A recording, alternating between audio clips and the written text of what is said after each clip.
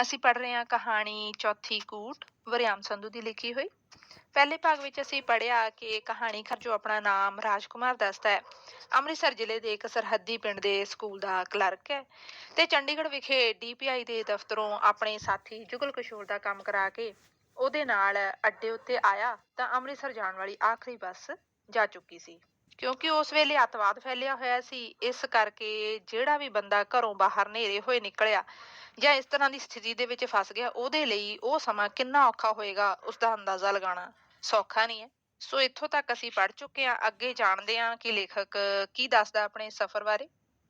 ਰਾਤ ਨੂੰ ਅੰਮ੍ਰਿਤਸਰ ਪੁੱਜਣਾ ਲਾਜ਼ਮੀ ਸੀ। ਅੱਜ ਘਰ ਮੁੜ ਆਉਣ ਦੀ ਪੱਕੀ ਕਰਕੇ ਆਏ ਸਾਂ। ਰਾਤ ਘਰ ਨਾ ਪਹੁੰਚਣ ਦਾ ਮਤਲਬ ਸੀ ਦੋਹਾਂ ਘਰਾਂ ਦੇ ਜੀਆਂ ਨੂੰ ਸਾਰੀ ਰਾਤ ਭੈ ਤੇ ਚਿੰਤਾ ਦੀ ਸੂਲੀ ਤੇ ਟੰਗੀ ਰੱਖਣਾ।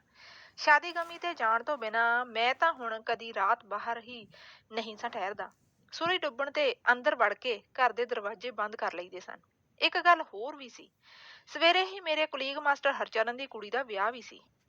ਹਰਚਰਨ ਚੰਗਾ ਬੰਦਾ ਸੀ। ਮੇਰੀ ਭੈਣ ਸ਼ੀਲਾ ਦੇ ਵਿਆਹ ਤੇ ਉਸਨੇ 10,000 ਰੁਪਏ ਮੈਨੂੰ ਹੱਥ ਉਧਾਰ ਦਿੱਤਾ ਸੀ, ਜੋ ਮੈਂ ਅਜੇ ਵੀ ਉਸਨੂੰ ਮੋੜਨਾ ਸੀ। ਉਂਝ ਵੀ ਉਸ ਤੋਂ ਤੇਲ ਕਢਾਉਣ ਲਈ ਤੋਰੀਆ, ਬਾਸਮਤੀ ਦੇ ਚੌਲ, ਗੁੜ, ਗੰਨੇ ਲੋੜ ਅਨੁਸਾਰ ਲੈ ਲਈਦੇ ਸਨ। ਆਪਾਂ ਵੀ ਕਦੇ ਉਸ ਨਾਲ ਬਾਊਆਂ ਵਾਲੀ ਗੱਲ ਨਹੀਂ ਕੀਤੀ। ਐਫੀਸ਼ੀਐਂਸੀ ਬਾਰ ਦਾ ਕੇਸ ਹੋਵੇ ਜਾਂ ਡੀਓ ਦਫ਼ਤਰ ਕੋਈ ਕੰਮ ਹੋਵੇ, ਆਪ ਕਰਵਾ ਦੇਈਦਾ ਬਿਨਾਂ ਪੈਸਿਆਂ ਤੋਂ। ਹੁਣ ਜੇ ਸਵੇਰੇ ਨਾ ਪਹੁੰਚਦਾ ਤਾਂ ਉਸ ਕੀ ਆਖਣਾ ਸੀ। ਮੇਰਾ ਮਨ ਹੀ ਨਹੀਂ ਮੰਨਦਾ ਕਿ ਧੀ ਧਿਆਣੀ ਨੂੰ ਸ਼ਗਨ ਪਾਉਣ ਵੀ ਨਾ ਪਹੁੰਚਾਂ। ਉਂਝ ਵੀ ਰਾਤ ਹੋਟਲਾਂ ਵਿੱਚ ਠਹਿਰਨ ਦੀ ਸਾਡੇ ਬਾਊ ਲੋਕਾਂ ਵਿੱਚ ਪਹੁੰਚ ਕਿੱਥੇ।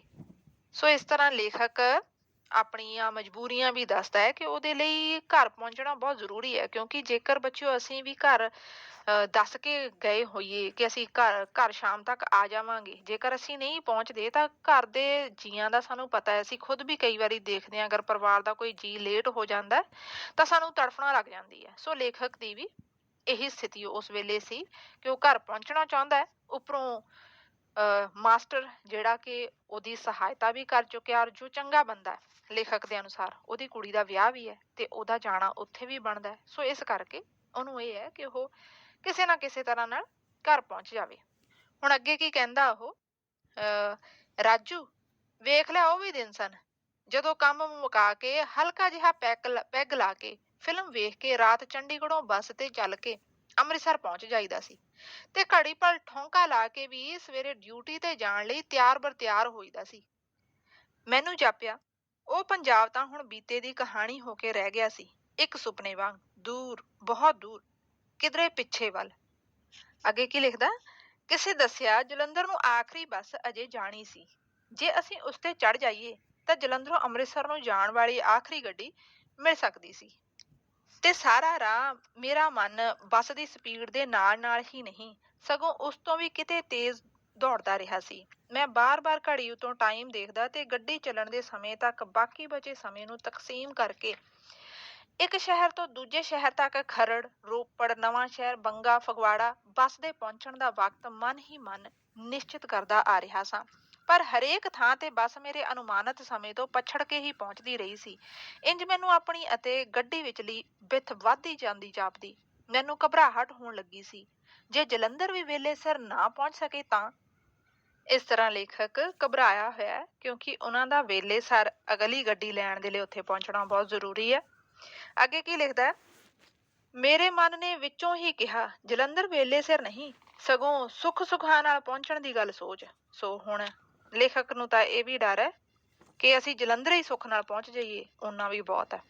ਕਹਿੰਦਾ ਮੈਨੂੰ ਜਾਪਿਆ ਹੁਣੇ ਹੀ ਕੋਈ ਜਣਾ ਡਰਾਈਵਰ ਦੀ ਪੁੜਪੁੜੀ ਤੇ ਪਿਸਤੌਲ ਦੀ ਠੰਡੀ ਨਾਲੀ ਰੱਖੇਗਾ ਤੇ ਉਸਨੂੰ ਕਿਸੇ ਪਿੰਡ ਦੀ ਲਿੰਕ ਰੋਡ ਵੱਲ ਬੱਸ ਮੋੜਨ ਲਈ ਆਖੇਗਾ ਤੇ ਦੂਜੇ ਹੀ ਪਲ ਮੇਰੇ ਪਿੱਛੇ ਬੈਠਾ ਸਰਦਾਰ ਆਪਣਾ ਅੱਜ ਸ਼ਾਮ ਦਾ ਸਕੋਰ ਸ਼ੁਰੂ ਕਰਨ ਲਈ ਮੇਰੇ ਤੋਂ ਹੀ ਆਪਣਾ ਖਾਤਾ ਖੋਲੇਗਾ। ਸੋ ਆਹ ਸਮਾਂ ਸੀਗਾ ਉਸ ਵੇਲੇ, ਪੰਜਾਬ ਸੰਕਟ ਵੇਲੇ, ਪੰਜਾਬ ਦੇ ਵਿੱਚ ਜਦੋਂ ਅੱਤਵਾਦ ਫੈਲਿਆ ਸੀਗਾ, ਉਸ ਵੇਲੇ ਇਹ ਸਮਾਂ ਸੀਗਾ ਕਿ ਲੋਕ ਇੱਕ ਦੂਜੇ ਤੋਂ ਹੀ ਡਰੀ ਗਏ। ਹਿੰਦੂ ਨੂੰ ਲੱਗਦਾ ਸੀਗਾ ਕਿ ਜੇਕਰ ਸਿੱਖ ਬੈਠਾ ਤਾਂ ਇਹ ਪਿਸਤੌਲ ਜਾਂ ਕੁਛ ਨਾ ਕੁਛ ਖਤਰਨਾਕ ਹਥਿਆਰ ਆਪਣੇ ਕੋਲ ਲੈ ਕੇ ਬੈਠਾ ਹੋਏਗਾ ਤੇ ਮੇਰੇ ਪਤਾ ਨਹੀਂ ਕਿਹੜੇ ਵੇਲੇ ਇਹਨੇ ਮਾਰ ਦੇਣਾ ਤੇ ਮੇਰੀ ਜਾਨ ਨੂੰ ਮੁਕਾ ਦੇਣਾ, ਇਹ ਵੇਲਾ ਸੀਗਾ। ਸੋ ਇਹੋ ਜਿਹੇ ਵੇਲੇ ਵਿੱਚ ਤਾਂ ਸਫ਼ਰ ਕਰਨਾ, ਉਹ ਵੀ ਸ਼ਾਮ ਦੇ ਵੇਲੇ, ਬਹੁਤ ਔਖਾ ਸੀ। ਸੋ ਉਸੇ ਸਥਿਤੀ ਦੇ ਵਿੱਚ ਲੇਖਕ ਫਸਿਆ ਹੋਇਆ ਸੀ। ਹੁਣ ਅੱਗੇ ਜੁਗਲ ਫੇਰ ਗੱਲ ਕਰਦਾ ਹੈ। ਜੁਗਲ ਫੇਰ ਦਿਨਾਂ ਦਾ ਰੋਣਾ ਲੈ ਬੈਠਾ। ਵੇਖ ਲਾ, ਉਹ ਵੀ ਦਿਨ ਸਨ ਜਦੋਂ ਬੱਸ ਲੰਘ ਜਾਵੇ ਤਾਂ ਲੋਕ ਜਿੱਥੇ ਜੀ ਕਰੇ ਸਿਰਹਾਣੇ ਬਾਂਹ ਦੇ ਕੇ ਸੌ ਜਾਂਦੇ ਸਨ। ਇਹ ਇਹਨਾਂ ਨੇ ਕੀ ਕਰਤਾ? ਹੁਣ ਇਹ ਕੌਣ ਹੈ ਜਿਨ੍ਹਾਂ ਨੂੰ ਇਹ ਜੁਗਲ ਕਹਿ ਰਿਹਾ? ਇਹ ਇਹਨਾਂ ਨੇ ਕੀ ਕਰ ਦਿੱਤਾ? ਹੁਣ ਜੁਗਲ ਦਾ ਇਹ ਪ੍ਰਸ਼ਨ ਇਹ ਕਿਹਦੇ ਵੱਲ ਇਸ਼ਾਰਾ ਹੈ? ਕਿ ਕਿਆ ਇਹ ਸਿੱਖਾਂ ਨੇ ਮਾਹੌਲ ਇਹੋ ਜਿਹਾ ਬਣਾਇਆ ਜਾਂ ਫਿਰ ਹਿੰਦੂਆਂ ਨੇ ਇਹੋ ਜਿਹਾ ਮਾਹੌਲ ਬਣਾਇਆ? ਬਿਲਕੁਲ ਗਲਤ। ਨਾ ਉਹ ਹਿੰਦੂ ਸੀਗੇ ਜਿਨ੍ਹਾਂ ਨੇ ਇਹ ਮਾਹੌਲ ਬਣਾਇਆ, ਨਾ ਹੀ ਉਹ ਸਿੱਖ ਸੀਗੇ। ਜਿਨ੍ਹਾਂ ਦੇ ਵਿੱਚ ਇਨਸਾਨੀਅਤ ਖਤਮ ਹੋ ਜਾਂਦੀ ਹੈ, ਉਹ ਕਿਸੇ ਧਰਮ ਦਾ ਬੰਦਾ ਨਹੀਂ ਹੁੰਦਾ, ਉਹ ਇਨਸਾਨ ਨਹੀਂ ਹੁੰਦਾ, ਉਹ ਤਾਂ ਜਾਨਵਰ ਨਾਲੋਂ ਵੀ ਬਦਤਰ ਹੁੰਦਾ ਹੈ, ਜਿਨ੍ਹਾਂ ਨੇ ਉਸ ਵੇਲੇ ਇਹ ਮਾਹੌਲ ਬਣਾਇਆ। ਸੋ ਬੱਚਿਓ, ਮੇਰਾ ਤਾਂ ਇਹੀ ਕਹਿਣਾ ਹੈ ਕਿ ਜਿਸ ਮਨੁੱਖ ਦੇ ਅੰਦਰ ਮਨੁੱਖਤਾ ਨਾਮ ਦੀ, ਮਾਨਵਤਾ ਨਾਮ ਦੀ ਕੋਈ ਚੀਜ਼ ਹੀ ਨਹੀਂ ਹੈ, ਅਸੀਂ ਉਹਨੂੰ ਹਿੰਦੂ ਮੁਸਲਿਮ ਕਰਕੇ ਨਾ ਹੀ ਜਾਣੀਏ ਤਾਂ ਚੰਗਾ ਹੈ। ਪੜ੍ਹਦੇ ਹਾਂ ਅੱਗੇ। ਮੈਂ ਉਸਦੀ ਹਾਂ ਵਿੱਚ ਹਾਂ ਮਿਲਾਈ। ਅਚਾਨਕ ਮੇਰੇ ਜ਼ਿਹਨ ਦੀ ਗਰਾਰੀ ਉਸਦੇ ਆਖਰੀ ਵਾਕ ਉੱਤੇ ਅੜ ਗਈ। ਹੁਣ ਲੇਖਕ ਦੀ ਗਰਾਰੀ ਕਿਸ ਵਾਕ ਤੇ ਅੜਦੀ ਹੈ? ਆਖਰੀ ਵਾਕ, ਕਿ ਇਹ ਇਹਨਾਂ ਨੇ ਕੀ ਕਰਤਾ। ਮੈਂ ਆਪਣੇ ਮਨ ਨੂੰ ਪੁੱਛਿਆ, ਇਹ ਕੌਣ ਸਨ ਜਿਨ੍ਹਾਂ ਨੇ ਇਹ ਸਭ ਕੁਝ ਕਰ ਦਿੱਤਾ ਸੀ? ਪਰ ਮੇਰੇ ਮਨ ਤੋਂ ਪਹਿਲਾਂ ਹੀ ਸਾਡੇ ਸਕੂਲ ਦਾ ਅੰਮ੍ਰਿਤਧਾਰੀ ਡੀਪੀ ਬੋਲ ਪਿਆ। ਬਾਹਮਣ? ਹੋਰ ਕੌਣ? ਉਹ ਹਿੰਦੂ ਹੀ ਨਹੀਂ ਆਖੇਗਾ, ਬਾਹਮਣ ਆਖੇਗਾ, ਬੜਾ ਕਰੋੜ ਕੇ। ਫਿਰ ਆਖੇਗਾ ਲੁਟੇਰਾ ਕੌਮ, ਝੂਠੀ ਤੇ ਬੇਈਮਾਨ, ਮੀਸਣੀ ਤੇ ਧੋਖੇਬਾਜ਼। ਇਹਨਾਂ ਦਾ ਵਸਾਹ ਨਹੀਂ ਕੀਤਾ ਜਾ ਸਕਦਾ ਕਦੀ। ਪਹਿਲਾਂ ਆਂਦੇ ਸਨ ਸਾਡੇ ਨਾਲ ਰਹੋ, ਆਜ਼ਾਦ ਹੋ ਲਈਏ, ਤੁਹਾਡੇ ਰਹਿਣ ਲਈ ਇੱਕ ਖਿੱਤਾ ਦਿਆਂਗੇ ਆਜ਼ਾਦੀ ਦੀ ਨਿੱਘ ਮਾਣਨ ਲਈ। ਤੇ ਆਜ਼ਾਦ ਹੁੰਦਿਆਂ ਹੀ ਆਖੇ ਤੁਸੀਂ ਤਾਂ ਜਰੈਮ ਪਿੱਛਾ ਕੌਮ ਹੋ, ਤੇ ਨਿੱਘ ਦਿੱਤਾ ਬਲ ਦੇ ਟਾਇਰ ਗਲਾਂ 'ਚ ਪਾ ਕੇ। ਫਿਰ ਸਮਝੌਤੇ ਕਰਦੇ ਨੇ, ਮੁੱਕਰ ਜਾਂਦੇ ਨੇ। ਜੇ ਸਿੰਘ ਹੜਕਾ ਦੜਕਾ ਕਰਦੇ ਨੇ ਤਾਂ ਚੀਕਦੇ ਨੇ, ਸਾਰਾ ਹਿੰਦੁਸਤਾਨ ਸਿਰ ਤੇ ਚੁੱਕਣਾ ਲਿਆ। ਸੋ ਹੁਣ ਲੇਖਕ ਦੇ ਮਨ ਦੇ ਵਿੱਚ ਉਹਦੀ ਆਪਣੀ ਤਾਂ ਕੋਈ ਸੋਚ ਉੱਭਰਦੀ ਨਹੀਂ ਇਸ ਪ੍ਰਸ਼ਨ ਨੂੰ ਲੈ ਕੇ। ਉਹਦੇ ਮਨ ਦੇ ਵਿੱਚ ਤਾਂ ਆਪਣੇ ਸਕੂਲ ਵਾਲੇ ਅੰਮ੍ਰਿਤਧਾਰੀ ਡੀਪੀਆਈ ਦੇ ਬੋਲ, ਜਿਹੜਾ ਡੀਪੀ ਦੇ ਬੋਲ ਹੀ ਗੂੰਜਣ ਲੱਗ ਪੈਂਦੇ ਆ, ਕਿਉਂਕਿ ਉਹ ਅੰਮ੍ਰਿਤਧਾਰੀ ਸੀਗਾ, ਇਸ ਕਰਕੇ ਉਹ ਬਾਹਮਣ ਦੇ ਖਿਲਾਫ ਬੋਲ ਰਿਹਾ ਸੀਗਾ।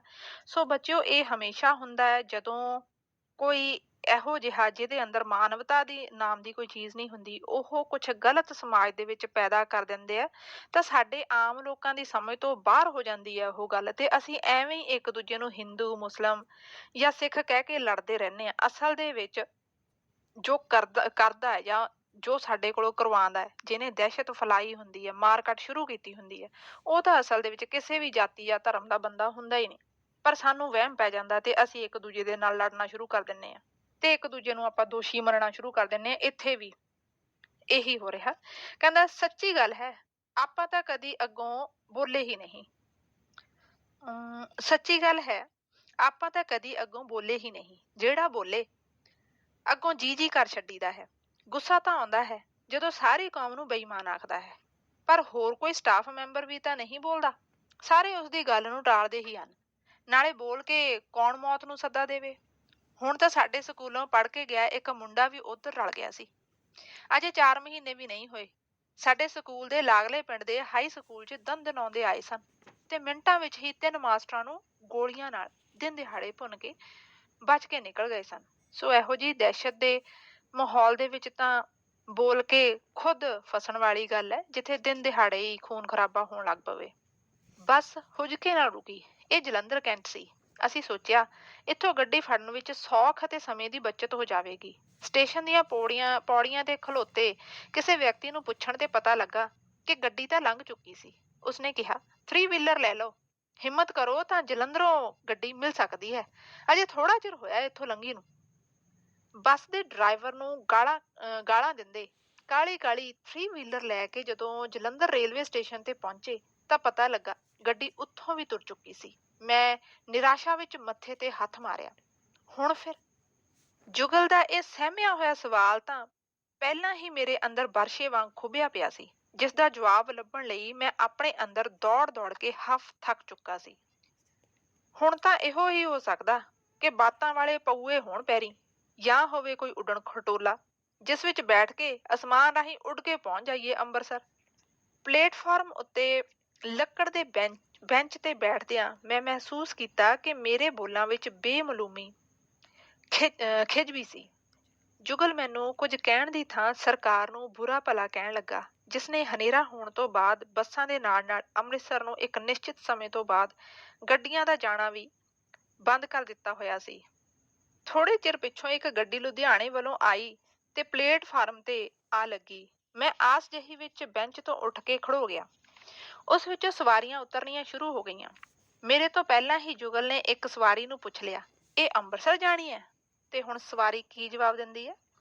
ਨਹੀਂ ਜੀ, ਮੇਰਾ ਖਿਆਲ ਹੈ ਇਹ ਇੱਥੋਂ ਤੱਕ ਹੀ ਹੈ। ਸਵਾਰੀ ਅੱਗੇ ਨਿਕਲ ਗਈ ਤੇ ਸਾਡੇ ਅੰਦਰ ਚੱਲਣ ਲੱਗਾ ਅਨਾਰ ਇੱਕਦਮ ਬੁਝ ਗਿਆ। ਗੱਡੀ ਵਿੱਚੋਂ ਉਤਰੀਆਂ ਸਵਾਰੀਆਂ ਹੌਲੀ-ਹੌਲੀ ਬਾਹਰ ਹੋ ਗਈਆਂ ਸਨ। ਅਸੀਂ ਨਿਰਾਸ਼, ਉਦਾਸ ਤੇ ਘਬਰਾਏ ਹੋਏ ਪਲੇਟਫਾਰਮ ਤੇ ਖੜੋਤੇ ਸਾਂ। ਕੁਝ ਸੁਰੱਖਿਆ ਕਰਮਚਾਰੀ, ਜਿਨ੍ਹਾਂ ਵਿੱਚ ਰੇਲਵੇ ਪੁਲਿਸ, CRPF ਅਤੇ ਪੰਜਾਬ ਪੁਲਿਸ ਦੇ ਬੰਦੇ ਵੀ ਸਨ, ਖਾਲੀ ਹੋ ਚੁੱਕੀ ਗੱਡੀ ਦੇ ਡੱਬਿਆਂ ਵਿੱਚ ਵੜ ਕੇ ਉਹਨਾਂ ਦੀ ਚੈਕਿੰਗ ਕਰ ਰਹੇ ਸਨ। ਕਿਧਰੇ ਕੋਈ ਸਮਾਜ ਦੁਸ਼ਮਣ ਅਨਸਰ ਵਿੱਚ ਵੜ ਕੇ ਨਾ ਬੈਠਾ ਹੋਵੇ। ਨਾਲ ਦੇ ਨਾਲ ਉਹ ਗੱਡੀ ਦੇ ਖਿੜਕੀਆਂ ਦਰਵਾਜ਼ੇ ਵੀ ਬੰਦ ਕਰਵਾ ਰਹੇ ਸਨ। ਅੰਮ੍ਰਿਤਸਰ ਜਾਣਾ ਜੇ ਬਾਊ ਜੀ? ਇੱਕ ਅਧਖੜ ਉਮਰ ਦਾ ਸਰਦਾਰ, ਜਿਸ ਦੇ ਹੱਥ ਵਿੱਚ ਛੋਟਾ ਜਿਹਾ ਸੂਟਕੇਸ ਫੜਿਆ ਹੋਇਆ ਸੀ, ਸਾਡੇ ਕੋਲ ਆ ਕੇ ਖੜੋ ਗਿਆ। ਉਹ ਪਹਿਲਾਂ ਵੀ ਸਾਨੂੰ ਗੱਡੀ ਦੀ ਪੁੱਛ ਪੜਤਾਲ ਕਰਦਿਆਂ ਵੇਖ ਚੁੱਕਾ ਸੀ। ਮੈਂ ਉਸ ਸਰਦਾਰ ਨੂੰ ਸਿਰ ਤੋਂ ਪੈਰਾਂ ਤੱਕ ਗੌਰ ਨਾਲ ਵੇਖਿਆ।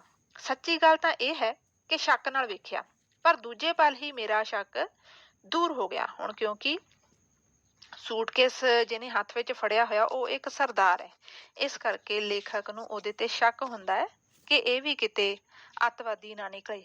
ਹੁਣ ਉਹ ਸਰਦਾਰ ਕੀ ਕਹਿੰਦਾ? ਮੈਂ ਵੀ ਅੰਮ੍ਰਿਤਸਰ ਜਾਣਾ, ਪਛੜ ਗਿਆ, ਬਸ ਗਲਤੀ ਹੋ ਗਈ।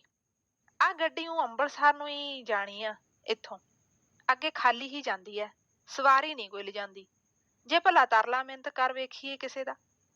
ਉਹ ਕਿਸੇ ਹੋਰ ਪਾਸਿਓਂ ਆ ਰਹੇ ਪਾਣੀ ਦੇ ਵਹਿਣ ਵਾਂਗ ਸਾਡੇ ਮਨ ਦੇ ਵਹਿਣ ਵਿੱਚ ਸੁਭਾਵਕ ਹੀ ਆ ਸ਼ਾਮਲ ਹੋਇਆ ਤੇ ਇੱਕ ਪਲ ਵਿੱਚ ਸਾਡੀ ਸਾਂਝੀ ਲੋੜ ਨੇ ਸਾਨੂੰ ਇੱਕ ਦੂਜੇ ਦੇ ਨੇੜੇ ਲੈ ਆਂਦਾ। ਕਿਹਨੂੰ ਪੁੱਛੀਏ ਫਿਰ?